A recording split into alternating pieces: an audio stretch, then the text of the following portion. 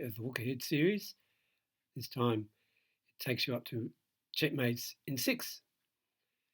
Okay, so we'll look at position 1. It's a mate in 1, so click on solve. Mate in 1 itself is easy enough.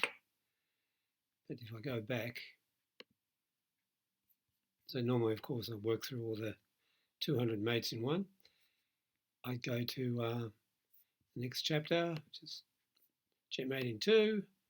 Now I've got the same position except it's going to be mate in 2, so click on solve.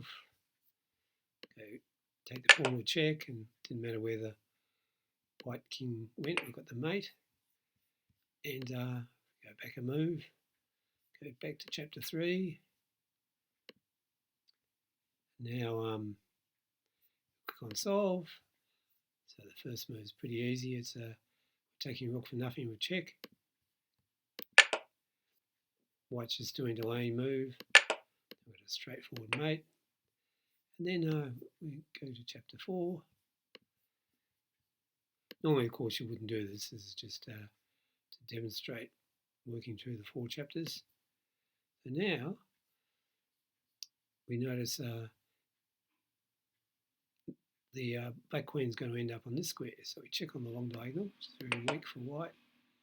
And black had nothing better than these useless blocking moves, which leads to mate. And we look at the final test. We'll look at the we look at the mates in 5 first. So on solve, and then so every move is a check. There's only one check, but if we remember the previous mates, we see that we want to decoy the white king to a square where you check it on the long diagonal.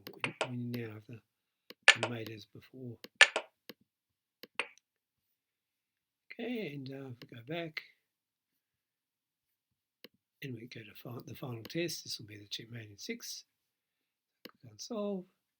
So now black's got a discovered check lined up. So how do we continue with the attack? So we move to this square, so that way the bishop's controlling the g2 square next to the king, and we continue as before.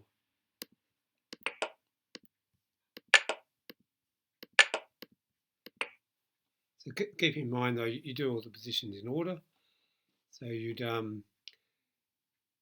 can start with chapter 1 and work through all positions. If you find that too easy, you could start with a more difficult chapter like 2 or 3. But and eventually you do the final checkmate in 6. Okay, thank you for watching.